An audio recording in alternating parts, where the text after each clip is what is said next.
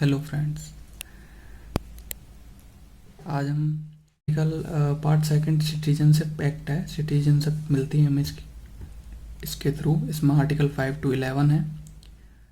Discussion करने से पहले हम ये देख लेते हैं कि इससे हुआ क्या है। इससे हमें एक तो सिटीजनशिप राइट्स मिलते हैं, सिटीजनशिप राइट्स मिलते हैं। इसके अलावा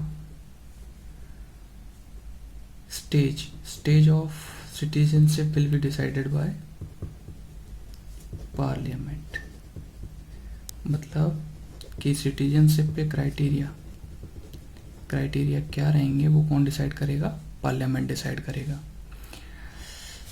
अब हम कर रहे हैं article number 5 discuss. Basically article number 5 ये क्या है? हमारा डोमिसाइल आर्टिकल है। डोमिसाइल आर्टिकल क्यों बोला गया है? इसमें क्या कहा गया है कि ए individual having domicile and born in India, either his parents born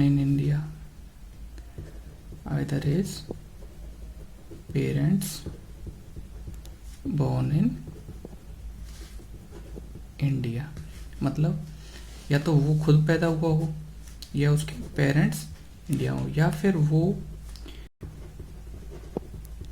ordinary resident हो इन इंडिया। कहाँ पे? इंडिया के अंदर from last 5 years prior to commencement of the constitution of India. मतलब क्या है? वो ऑर्डिनरी मतलब वहाँ पर रहता हो इंडिया के अंदर पिछले 5 सालों से। जब कब से हमारा कॉन्स्टिट्यूशन कब बना? 1950 में। मतलब वो 1945 से इंडिया के अंदर रहता हो, चाहे उसके पास कोई रेजिडेंस प्रूफ नहीं होगा तो वो सिटीजन ऑफ इंडिया माना जाएगा। इसके बाद आता है हमारा article number 6।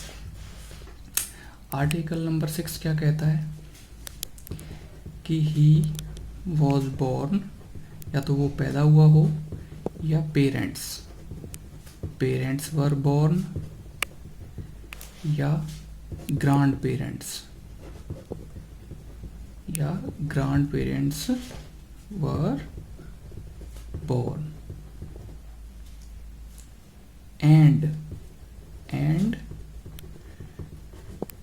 migrated to India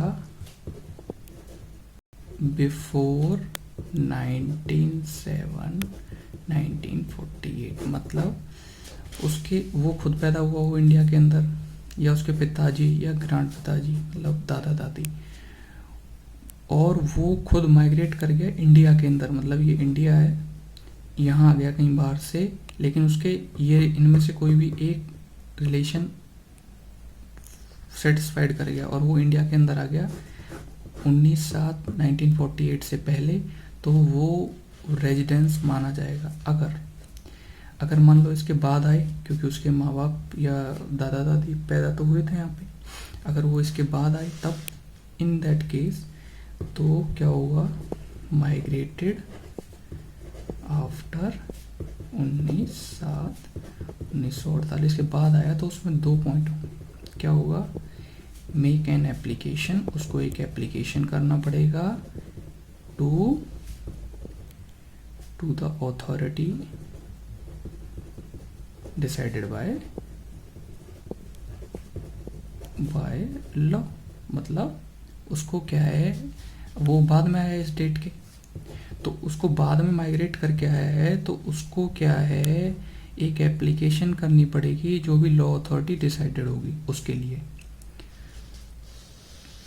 लेकिन इसमें भी एक कंडीशन है, ऐसे थोड़ी ना ही आप आए रहने लगे माइग्रेट करके और तुरंत ही आप एप्लीकेशन दे दो, नहीं, ऐसा नहीं। तो ऐसा क्या है और क्या है इसके अलावा, क्या ऐसा क्यों नहीं है, क्यों? क्योंकि हमें क्या पता, आप आओ रहो, आपने सिटीजनशिप ली और 2 दिन के बाद ही आप कुछ अनडिस्टर्ब वॉयलेशन कुछ कर दो तो वो भी सही नहीं है। तो उस केस में क्या होगा कि हम क्या है उसको पहले हम एप्लीकेशन करने से पहले, if you want to make an application, you should living for 6 months in India as an ordinary resident। मतलब आप जो माइग्रेट किए 1948 के बाद, वो लोग को सिटीजनशिप तो मिलेगी, लेकिन कब? वो एप्लीकेशन करके सिटीजनशिप तो लेंगे, लेकिन उन्हें पहले 6 मंथ के लिए ऑर्डिनरी रेजिडेंट्स की तरह इंडिया में रहना पड़ेगा। उसके बाद वो एप्लीकेशन करेंगे, फिर उन्हें अप्रूवल आएगा, उसके बाद वो सिटीजन ऑफ इंडिया माने जाएंगे।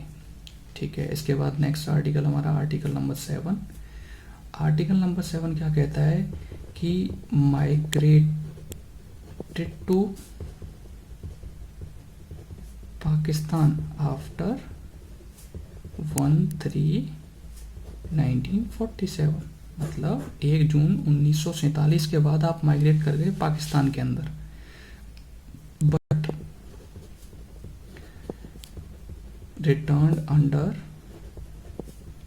a permit for resettlement। मतलब क्या किया, पहले तो आप इंडिया में रहते थे, फिर इससे पहले आप माइग्रेट करके पाकिस्तान में चले गए, जो कि पहले कंबाइंड इंडिया था, लेकिन उन एरियाज में चले गए आप जो पाकिस्तान के अंडर जाने थे। तो आप जब वहाँ से दोबारा रीसेटलमेंट के लिए अपने एरिया में आओगे, रीसेटलमेंट और परमानेंट रिटर्न के लिए,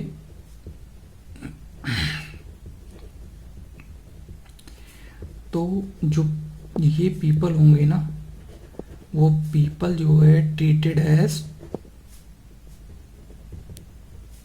द माइग्रेटेड आफ्टर 1948। मतलब जो आर्टिकल 6 में माइग्रेशन के लिए शेड्यूल दिया गया है, वही ये भी फॉलो करना पड़ेगा इनको भी एक एप्लीकेशन लगानी पड़ेगी, application to the authority decided by law after residing in India as a ordinary resident for 6 months. मतलब जो आर्टिकल 6 में था कि जो 1948 से पहले, बाद में माइग्रेट करके आए हैं, और आप चाहें इस डेट के बाद माइग्रेट करके आए हैं, तब भी आपको यही सेम प्रोसीजर फॉलो करना पड़ेगा, एप्लीकेशन लगानी पड़ेगी अथॉरिटी के आगे, लॉ अथॉरिटी के आगे। फिर उसके बाद 6 महीने आपको ऑर्डिनरी रेजिडेंट रहना पड़ेगा। जब आप 6 महीने ऑर्डिनरी रेजिडेंट रहोगे, उसके बाद आपको सिटीजनशिप दी जाएगी। ये हमारा पार्ट 2 है। पार्ट 2 में 5 से 12 आर्टिकल हैं। इसमें हमने 5, 6, 7 3 आर्टिकल कवर किए हैं। नेक्स्ट आर्टिकल 8, 9, 10 और 11, ये जो आर्टिकल हैं हमारे, 11 तक हैं इसमें, तो ये जो आर्टिकल हैं हमारे, ये हम नेक्स्ट वीडियो में कवर करेंगे। आई होप आपको ये लेक्चर अच्छा लगा हो तो आप मेरा चैनल सब्सक्राइब करें, लाइक करें और शेयर करें। Thank you very much.